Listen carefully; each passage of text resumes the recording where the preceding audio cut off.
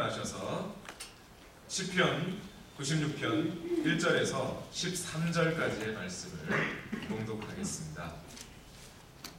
우리 시편의 말씀이니까 우리 주님을 예배하는 마음으로, 주님을 찬양하는 마음으로 저와 여러분이 함께 교독하겠습니다. 제가 먼저 읽겠습니다. 새 노래로 여호와께 노래하라. 온 땅이여 여호와께 노래할지어다. 여호와께 노래하여 그의 이름을 칭송하며 그의 구원을 날마다 전파할지어다. 그의 영광을 백성들 가운데에, 그의 기이한 행적을 만민 가운데에 선포할지어다. 여호와는 위대하시니 지극히 찬양할 것이요 모든 신들보다 경외할 것이며 만국의 모든 신들은 우상들이지만 여호와께서는 하늘을 지으셨음이로다. 존귀와 위엄이 그의 앞에 있으며 능력과 아름다움이 그의 성소에 있도다. 만국의 족속들아, 영광과 권능을 여호와께 돌릴지어다. 여호와께 돌릴지어다. 여호와의 이름에 합당한 영광을 그에게 돌릴지어다. 예물을 들고 그의 궁정에 들어갈지어다. 아름답고 거룩한 것으로 여호와께 예배할지어다. 온 땅이여 그 앞에서 떨지어다. 모든 나라 가운데서 예배를 여호와께서 다스리시니 새가 함께 서고 흔들리지 않으리라. 그가 만민을 공평하게 심판하시라 할지어다. 하늘은 기뻐하고 땅은 즐거워하며 바다와 거기에 충만한 것이 외치고 바다와 그 가운데에 있는 모든 것은 즐거워할지어다. 그때 숲의 모든 나무들이 여호와 앞에서 즐거이 다 함께 읽겠습니다. 그가 임하시되 땅을 심판하러 임하실 것이며 그가 의로 세계를 심판하시며 그의 진실하심으로 백성을 심판하시리로다. 아멘. You may be seated. 자리에 앉겠습니다.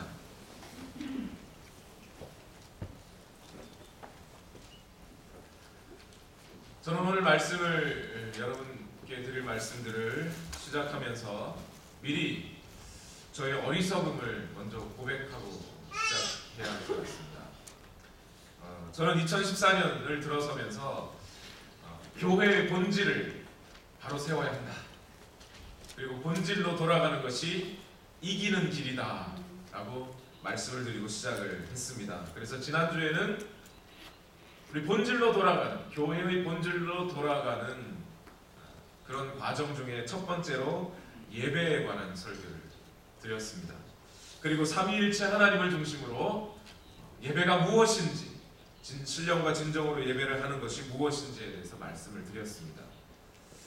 그리고 나서 이번 주에는 좀 더 구체적으로 예배를 좀 잘 드리는 어떤 방법이라고 해야 될까요? 지침. 그래서 여러분들을 좀 더 예배를 잘 드릴 수 있도록 인커리지하고, 그래서 여러분 예배를 이렇게 잘 드리면 이런 큰 복을 받습니다 라고 설명을 하려고 했습니다. 그래서 성경을 막 뒤져봤습니다. 그런데 그 설교를 준비하다가 포기했습니다. 우리 주보를 준비하시는 전도사님이 어제 여러 번 힘드셨을 거예요. 계속해서 설교 본문 제목이 또 바뀌고 또 바뀌고, 이거 아니다 이거 아니다 다시 하면서 여러 번 바뀌어서 밤새 다시 주보를 만들기까지 했습니다. 제가 왜 그랬냐면 설교를 준비하면서 성경 여러 곳을 읽으면서 예배를 드리는 자가 받을 복에 대해서, 예배를 잘 드리면 이만큼 훌륭한 복을 받습니다, 이만큼 좋은 혜택이 있습니다 라는 구절을 찾으려고 해봤는데 그런 구절을 잘 찾을 수가 없었습니다. 성경은 예배를 잘 드리면 이런저런 복을 받는다라고 설명하지 않고 그냥 하나님은 예배 받으시기에 합당한 분이시고 우리는 당연히 예배를 드려야 하기 때문에 예배를 드려야 한다, 그렇게 말씀합니다. 예배에 성공하면 물질적으로, 경제적으로 이 세상을 살아가는 동안에 복을 많이 받는다고 그렇게 말하는 구절이 별로 없었습니다. 아니, 거의 찾기가 어려웠습니다. 오히려 반대로 복 있는 사람이 예배를 잘 드리는 것이다, 예배를 잘 드리는 자가 복 있는 것이다 라고만 말할 뿐입니다. 우리가 너무 잘 아는 10계명부터 보면 그러하시죠. 십계명에는 시작부터 하나님만 경배해야 한다 했지, 경배 잘하면, 하나님을 잘 섬기면 이런 복을 주겠다 이렇게 말하진 않아요. 물론 십계명의 저 뒤쪽에 계명에 가보면 부모를 잘 공경하면 이 땅에서 장수하고 오래 살 거라고 얘기를 하죠. 물론 그런데 첫 번째 계명은 그렇지가 않아요. 출애굽기 20장 3절에 너는 나 외에 다른 신들을 내게 두지 말라, 오직 하나님만 경배하라 했지, 경배하면이라고 조건을 달지 않았습니다. 심지어 마귀에게 시험을 받으시던 예수님도 분명하게 이 사실을 선포하시면서 마귀의 시험을 이기셨습니다. 마태복음 4장 10절에는 기록되었으되 주 너의 하나님께 경배하고 다만 그를 섬기라 하였느니라. 경배하면 이 천지 만물을 너에게 주겠다고 약속하는 건 마귀의 생각이에요. 예수님은 그냥 다만 경배할지니라만 하였습니다. 여러분 그런 비유 들어보셨죠? 매주 주일 여러분이 하나님께 드리는 예배는 꼭 사다리 같아서, 주일 한 번의 예배는 사다리의 한 칸과 같다. 그래서 사다리를 자꾸 매일매일 주일 예배를 잘 드리면 그 한 칸 한 칸이 잘 쌓여서 우리는 천국까지 이르게 된다. 그래서 천국에 잘 도착하려면 주일날 예배를 사다리처럼 잘 드려야 한다. 그런 이야기를 들으셨는지 모르겠습니다. 예, 저는 그 비유의 뜻하는 바가 무엇인지 잘 알고 있습니다. 분명히 천국 가려면 예배 잘 드려야 한다는 사실 저 잊지 않습니다. 그런데 성경은 이 비유의 앞뒤가 잘못되어 있다고 말을 하는 겁니다. 예배는 여러분이 천국을 가기 위한 수단이 아니고 천국 백성인 여러분이 당연히 예배를 잘 드려야 하는 것이라고 말을 하는 겁니다. 빌립보서 3장 20절에는 그러나 우리의 시민권은 하늘에 있는지라 거기로부터 구원하는 자 곧 주 예수를 기다리노니, 이런 말씀을 합니다. 동시에 이사야서 43장 21절에 이 백성은, 이 시민은 내가 나를 위하여 지었나니 나를 찬송하게 하려 함이라. 하나님을 예배를 잘하면 우리가 하나님의 시민이 되는 것이 아니라 우리는 이미 하나님의 백성이기에, 하나님의 시민이기에 하나님을 찬송하고 예배는 당연히 드려야 하는 것이라는 말씀입니다. 사실 알고 보면 이렇게 예배를 무슨 자신의 이득, 이 세상을 살아가는데 무슨 이득을 위한 조건으로 예배를 생각하는 사람들이 잘못되었다고 우리는 이미 그런 생각을 하고 있었습니다. 그렇죠? 아닌가요? 안 하고 있으셨나요? 예배는 무슨 조건으로 하나님 앞에 드리는 것이 아니다라고 우리는 이미 알고 있어요. 무슨 얘기냐면 설문조사를 통해서 보면 이런 이야기들이 많습니다. 당신은 어떤 교회를 가기를 원하십니까? 라는 질문의 대부분의 대답이 어떠하냐면 음향시설이나 음악이나 이런 것들이 잘 갖추어진 교회라서 예배 잘 드릴 수 있는 교회, 그런 것 시설이 잘 갖추어진 교회, 아니면 우리 아이들이 특별 활동을, 여러 가지 특별 활동을 잘 할 수 있는 교회, 그런 교회를 찾는다고 합니다. 예, 물론 그런 것에 대해서 저는 나쁘게 여기지 않습니다. 교회가 지역사회를 위하여 이곳에 있는 사람들을 위해서 그런 서비스를 하는 것은 참 잘하는 것이고 중요한 일입니다. 그러나 우리는 무엇보다 순서가 뒤바뀌어 있다는 사실을 우리는 이 설문조사를 통해 마음에 여러분 이미 생각하셨을 겁니다. 하나님 앞에 나오는 것, 교회에 나오는 것은 어디까지나 주님 앞에 예배를 드리고자 함이지 내가 어떤 서비스를 받고자 함이 아니라는 사실을 여러분은 이미 알고 계십니다.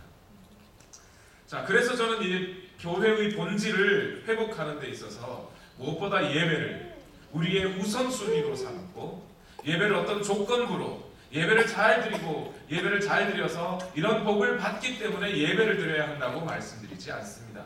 예배는 우리의 당연한 의무이고 최고의 우선순위입니다. 우리가 하나님의 백성이라면 당연히 하나님께 예배해야 합니다. 그런데 이러고 나니까 문제가 한 가지 있습니다. 문제가 뭘까요? 예배가 지루한 것.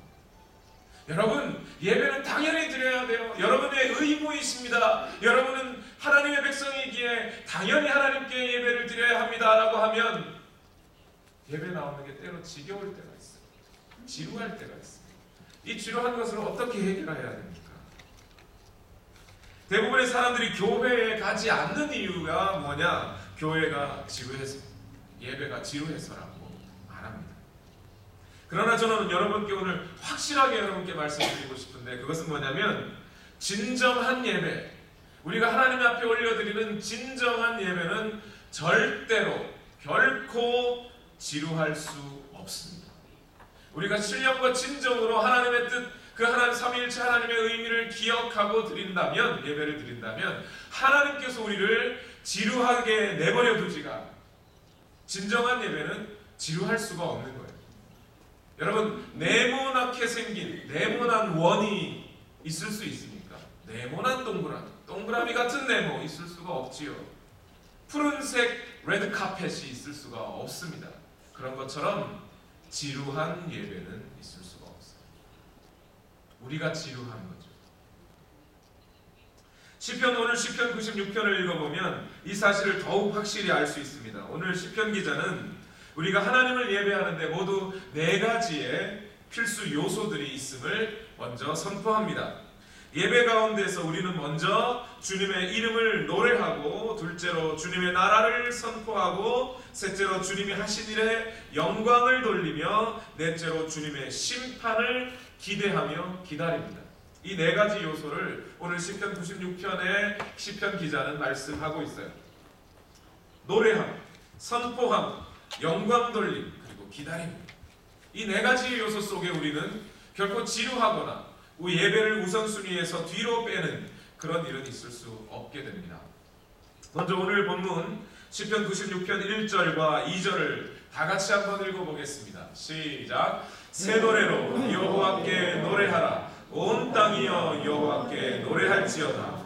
여호와께 노래하여 그의 이름을 송축하며 그의 구원을 날마다 전파할지어다. 첫 번째, 예배 중에는 어떠한 것인가요? 예배에는 우선적으로 주님의 이름을 노래하는 것이 필요해요. 주님의 이름을 노래하는 겁니다. 저는 이 하나님을 높여서 찬양하는 일이 왜 지루한지 잘 모르겠습니다. 특히 오늘 시편 96편은 여호와께 노래하라 라고 말할 때 1절에 바로 이렇게 시작합니다. 새 노래로 여호와께 노래하라. 새 노래로 여호와께 노래하라. 이것은 꼭 무슨 말씀 같아요? 우리가 예배 드릴 때는 잘 모르던 노래, 잘 모르는 노래를 새로 배워서 하나님께 예배해야 하는 것처럼 그렇게 느껴지기도 합니다. 그런데 아마 그 말씀은, 그 뜻은 아니라는 거 여러분 아시겠죠? 우리가 매일 모르는 노래를 새로 배워가지고 하나님께 예배하기는 참 어렵습니다. 또 그런 뜻도 아닙니다. 그러나 우리가 새 노래로 여호와께 찬양할 수 있는 이유는 이것입니다.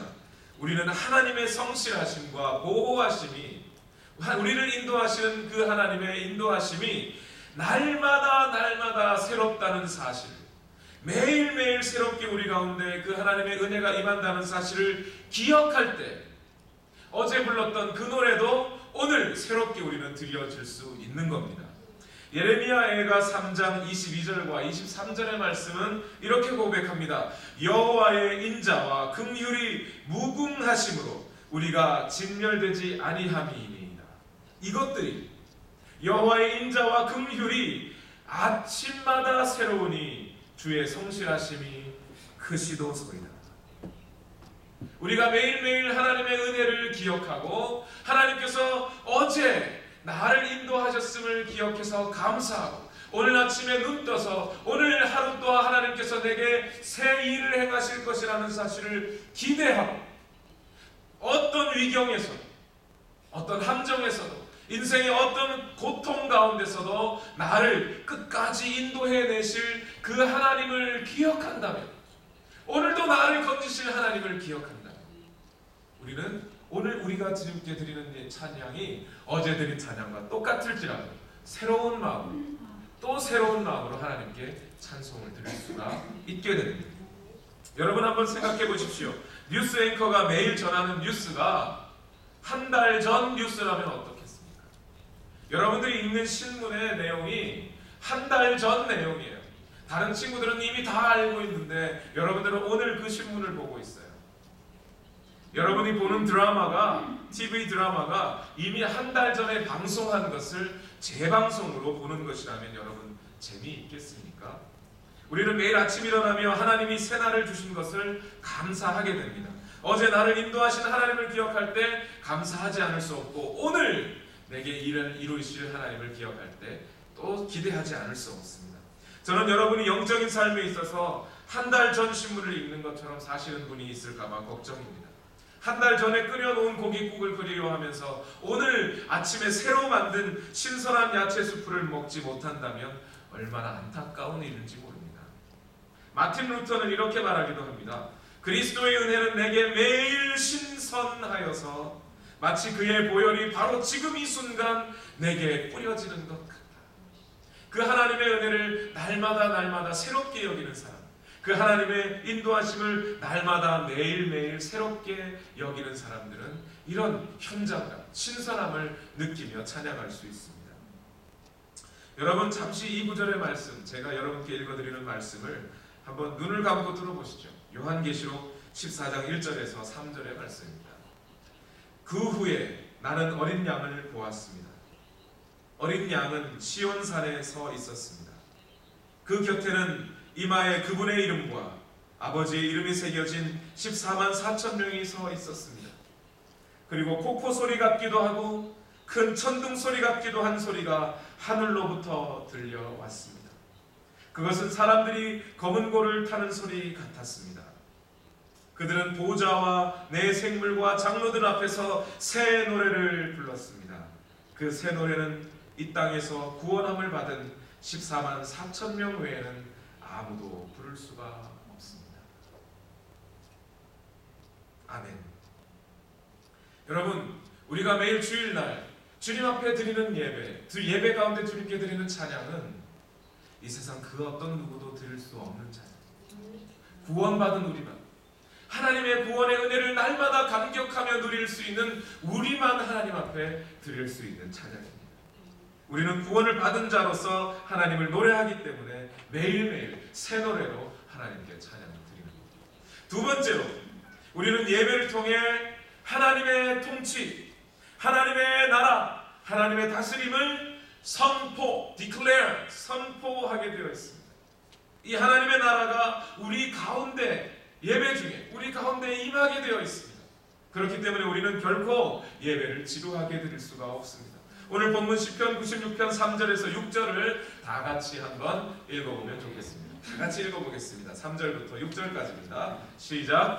그의 영광을 백성들 가운데, 그의 기이한 행적을 만민 가운데 선포할지어다.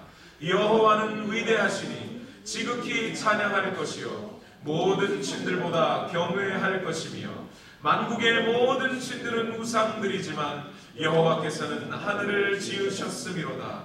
존귀와 위엄이 그의 앞에 있으며 능력과 아름다움이 그의 성소에 있도다. 아멘. 그의 기이한 행적을 선포할지어다. 하나님께서 우리 인생 가운데 해놓으신 놀라운 일들을 선포할지어다.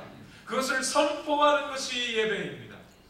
하나님이 우리 가운데 행하신 놀라운 사건들을 선포하는 것이 예배라면 우리는 예배 가운데 지루하게 나올 수는 없습니다.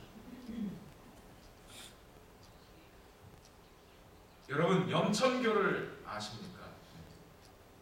미국 생활을 오래 하신 분들은 잘 모르실 수 있습니다. 옛날에 한국에서는 거지들이 다리 밑에 많이 모여서 살았습니다. 예를 들면 한번 생각해 보시죠. 어느 날 한 거지들이 염천교 다리 밑에서 모였습니다. 그러다가 편을 가르기 시작했어요. 편을 갈라서 한 편은 종로로 가고 한 편은 을지로로 가서 구걸을 하기로 했습니다. 종로로 갔던 그룹이 우연찮게도 잔치집을 만났어요. 그 잔치의 주인집 큰아들이 장가를 가는 날입니다. 이 주인은 돈도 많고 마음도 후덕해서 우리 잔치집에 오는 모든 사람들에게 마음껏 먹이고 마음껏 마시우게 하고 그렇게 해서 모든 손님들에게 후하게 대접합니다. 심지어 집이 없어서 구걸하는 사람들까지도 다 와서 참여해서 다 와서 마음껏 먹으라고. 그리고 그 거지들에게 일러줍니다. 너희 동료들이 있느냐? 가서 불러오너라. 내가 마음껏 먹여주도록 하겠다. 그리고 음식도 싸갈 수 있도록 두둑히 챙겨주었습니다. 자, 그랬을 때 이 종로로 갔던 그룹이 다시 염천교 다리 밑으로 돌아왔습니다. 돌아와서 을지로 쪽에서 갔다가 아무 수익도 얻지 못하고 온 동료들에게 뭐라고 해야 될까요? 저기 종로 어딘가에 가면 큰 잔치집이 있는데 거기 주인이 너무 덕이 많고 인심이 풍부하더라. 거기 가보면 정말 많은 것들을 얻을 수 있고 마음껏 배불리 먹을 수 있어. 만일 그 집을 잘 모르겠니? 내가 너 오늘 손잡고 가줄 테니까 같이 가자고 그렇게 말하지 않겠습니까?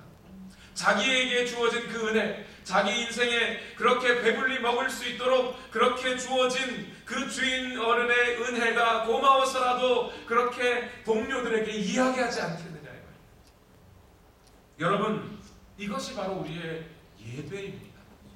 하나님께서 우리의 인생 가운데 해놓으신 놀라운 사건, 우리에게 죽을 수밖에 없는 우리 인생을 구원해 주신 그 놀라운 은혜, 예수 그리스도를 우리에게 허락해 주시고 우리에게 영생을 허락하신 그 은혜, 우리가 죽을 수밖에 없는 죄인이었는데 우리를 건져 주셨다는 사실, 이 사실을 우리가 정말 크게 여기고 놀랍도록 감사하는 마음이 있다면 우리 동료들에게, 우리 그 하나님을 알지 못하는 사람들에게 그 하나님을 선포하지 않겠느냐 이 말입니다.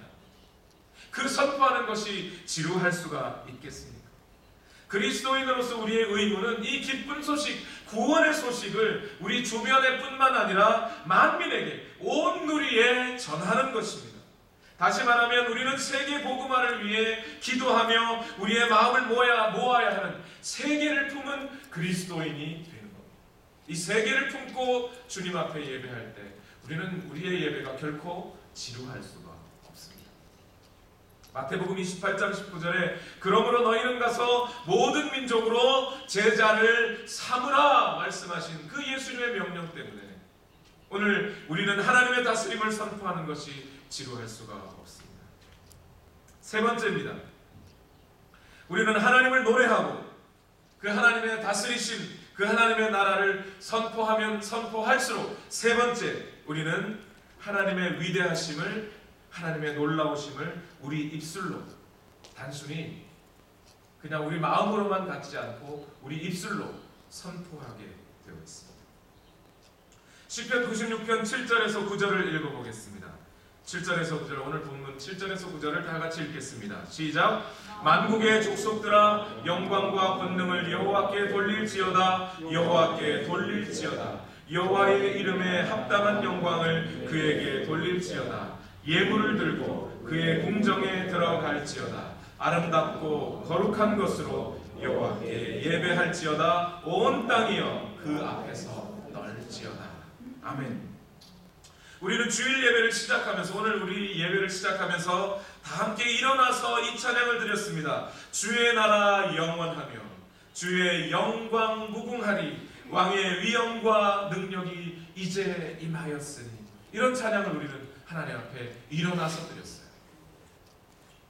저는 어릴 때 이렇게 다 같이 일어나서 하나님께 예배하고 하나님만 영광 받으십시오, 주님만 찬양 받으십시오 하는 것이 꼭 마치 무엇 같았냐면 북한의 김일성이나 김정일을 찬양하는 것 같아서 마음이 한편 너무 쓰렸습니다.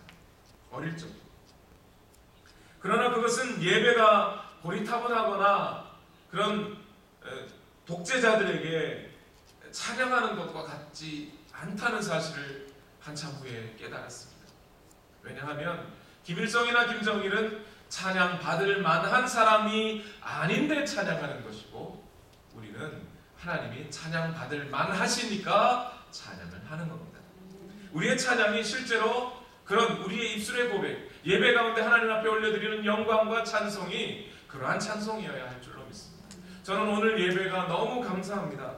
특별히 우리 예배에 찬양을 준비해 주신 우리 민성 형제, 그리고 우리 강영세 전사님 너무 감사한 것은 오늘 이 설교의 내용과 너무 합당한 찬양을 골라주셔서 감사합니다. 실제로 고등학교 때 제 친구는 저에게 이런 말을 합니다. 교회 하나님은 너무 독선적이지 않느냐고. 교회에서 너희들이 믿는 하나님은 너무 이기적이지 않냐고. 왜 맨날 자기만 칭찬받아야 되고 왜 맨날 자기만 영광을 받아야 한다고 말하는 거냐. 이 친구에게 제가 해줄 수 있는 말은 이것뿐입니다. 네가 하나님을 몰라서 그래. 하나님을 알았다면, 하나님을 안다면 우리가 그 하나님의 놀라우신 영광을 체험하고 하나님이 찬양받으시기에 합당한 분이라는 사실을 깨닫는다면 우리의 찬양은 결코 타성해져 들 수가 없습니다. 요한복음 5장 44절 말씀에 이렇게 말씀합니다. 너희가 서로 영광을 취하고 유일하신 하나님께로부터 오는 영광은 구하지 아니하니 너희가 어찌 나를 믿을 수 있느냐. 나를 믿지 않는 자, 왜 어찌 하나님의 영광, 예수 그리스도를 통하여 우리에게 주어지는 하나님의 영광을 구할 수 있겠느냐. 하나님께 영광 돌리는 일도 예수 그리스도를 제대로 알고 믿지 아니하면 돌릴 수 없다는 말씀입니다. 하나님이 우리에게 베푸신 가장 큰 일은 그 아들을 통한 구원인데 그 아들을 믿지 않는 사람이 하나님의 은혜를 알 수 없으니 찬양할 수 없고 오늘 우리의 죄가 사해졌다는 그 은혜를 알지 못하는데 어떻게 하나님께 찬양할 수 있겠습니까? 우리의 찬양이 지루하지 않는 이유는 그 은혜가 우리에게 풍성하기 때문입니다. 마지막으로 오늘 시편 기자는 우리의 예배 가운데 주님의 심판하심을 기대하라고 합니다. 주님의 심판을 기대하라고 합니다. 기대하면서 그 주님에 대한 심판에 대한 기대감이 있을 때 우리의 예배는 결코 지루할 수가 없습니다. 다 같이 본문 10절에서 13절을 다 같이 한번 읽어보겠습니다. 시작. 모든 나라 가운데서 이르기를 여호와께서 다스리시니 세계가 굳게 서고 흔들리지 않으리라. 그가 만민을 공평하게 심판하시리라 할지로다.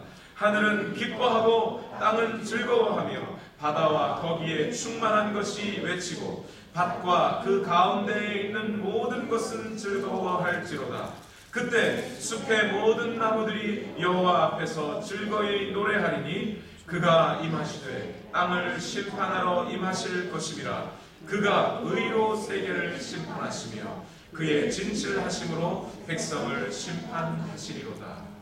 우리는 예배 가운데 예수 그리스도의 심판, 예수 그리스도가 다시 오심을 기대하며 예배합니다. 그런데 여러분, 조금 이상하지 않나요? 예수님이 다시 오신다 그러면 무서워야 하지 않습니까?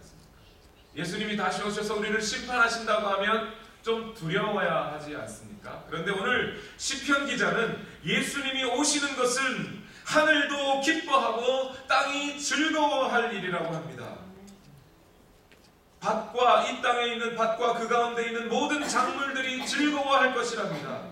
그때 숲의 모든 나무들이 여호와 앞에서 즐거이 노래할 것이랍니다. 여호와의 심판이, 하나님의 심판이 우리에게 임할 때 그것이 우리에게 기쁨이 된다는 거예요. 이게 무슨 말씀일까요?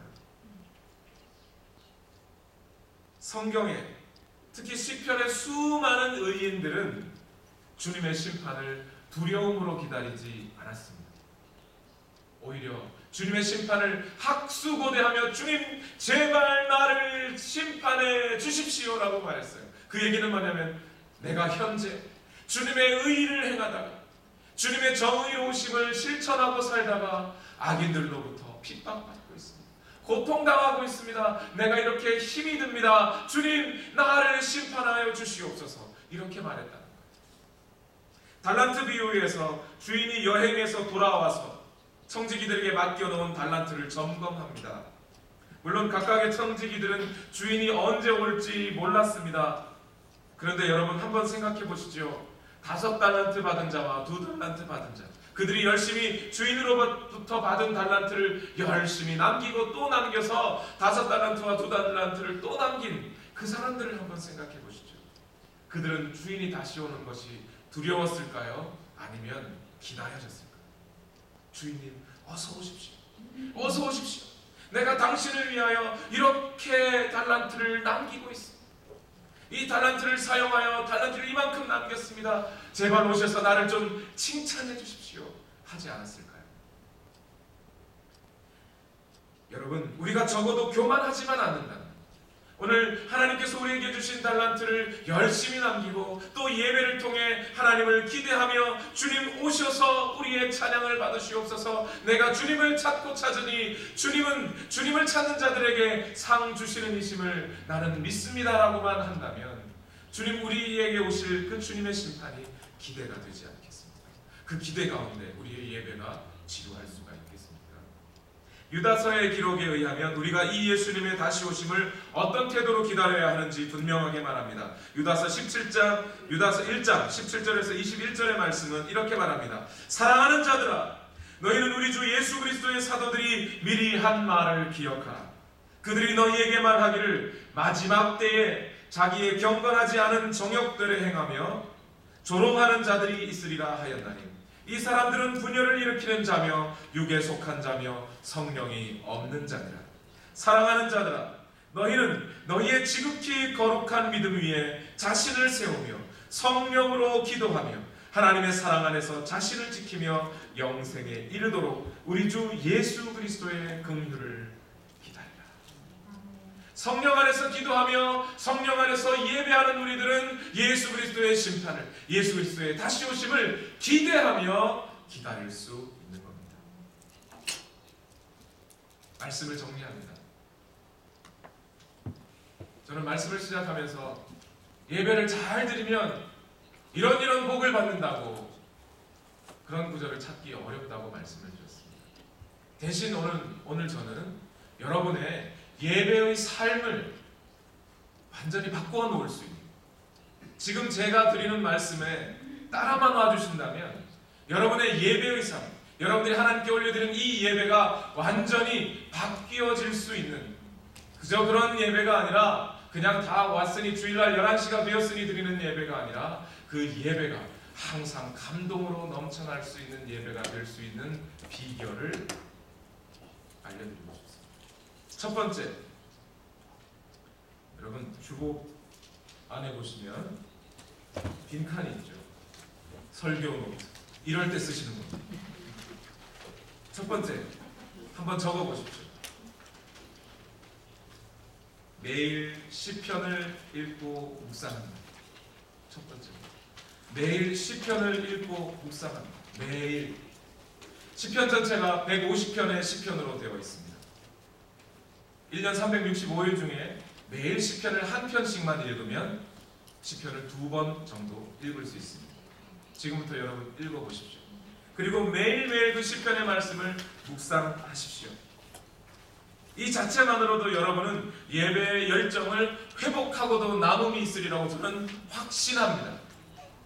아마 어떤 분은 매일매일 큰 소리로 이 시편을 암송하고 싶은 욕구를 느끼는 분도 있을 거라고 생각합니다. 두 번째, 예배 찬양, 하나님께 올려드리는 예배의 찬송을 매일 들어보십시오. 매일 들으십시오. 여러분들 일상생활에 맞춰서 찬양을 들으시는 것도 좋습니다. 직장생활을 하시면서 옆에 찬송가를 틀어놓으실 수 있는 분들은 틀어놓으십시오. 그리고 찬양 CD를 넣어놓으실 수 있는 분은 찬양 CD를 차에다가 넣고 다니십시오. 그리고 찬양이 나오는 라디오 스테이션을 여러분 채널로 고정하시고 매일매일 그 찬양을 함께 따라 부르시면서 차를 몰아보십시오. 1년 후에는 여러분의 예배 자체가 완전히 바뀌어져 있을 겁니다. 세 번째, 5가지인데 좀 긴가요? 세 번째, 여러분의 이웃, 특히 믿지 않는 이웃을 위해 매일 기도해 보십시오. 매일 기도해 보십시오. 우리는 하나님께 찬송할 때 하나님을 선포하고 싶어지게 되어 있습니다. 우리가 하나님의 말씀 또 하나님을 다른 이웃에게 전할 때 찬송이 저절로 우리 마음속에 성령께서 흘러나오게 하십니다. 적어도 5명의 이웃을 정해놓으셔서 월, 화, 수, 목, 금을 매일 다른 이웃을 위해 한번 기도해 보십시오. 그리고 그들과 어떻게 복음을 나눌지 생각해 보십시오. 굳이 말씀을 전하기 어렵다면 기독교적인 영화들을 함께 보는 것도 괜찮습니다. 네 번째, 선교사님들을 위해 기도하십시오. 가능하다면 여러분 가정에서 예배를 드릴 수 있다면 가정에서 예배를 함께 드리면서 여러분이 정해놓으신 선교사님 한 분을 정해놓고 같이 기도하는 시간을 가져보십시오. 그러면 여러분들의 가정에서의 예배부터 열정이 솟아나기 시작합니다. 그리고 주일날 여러분 예배로 나오실 때에 여러분의 예배가 회복됩니다. 마지막으로 다섯 번째, 주일 예배를 드리기 전 적어도 15분, 빠르면 30분 전에 나와서 기도하십시오. 여러분에게 주신 은혜를 기억하면서 감사하고 죄의 문제들을 내려놓고 하나님, 내가 지난 한 주 이런 죄의 문제들에 빠져 있었습니다라고 회개하며 기도해 보십시오. 그리고 예배에 나와 보십시오. 지금 다섯 가지를 만약 여러분이 착실하게 실천하신다면 1년 후에는 여러분의 예배가 이 앞에서 목사가 제 아무리 설교를 죽을 쓴다고 하더라도 여러분의 예배가 완전히 바뀌어져 있을 거라고 저는 확신합니다. 여러분, 이스라엘 백성이 포로되었다가 돌아와서 가장 먼저 한 것은 성전을 세우는 일이었습니다. 하나님 앞에 예배하는 것을 우선했기 때문입니다. 청교도들이 미국을 건너와서 제일 먼저 한 것도 교회를 세운 겁니다. 예배가 살아나야, 예배가 세워져야 자신들의 인생이 세워지기 때문입니다. 오늘 미국에서 살고 있는 우리 이민자로서의 삶, 무엇부터 세워야 합니까? 예배부터 세워야 합니다. 그래야 우리의 삶이 회복되게 되어 있습니다.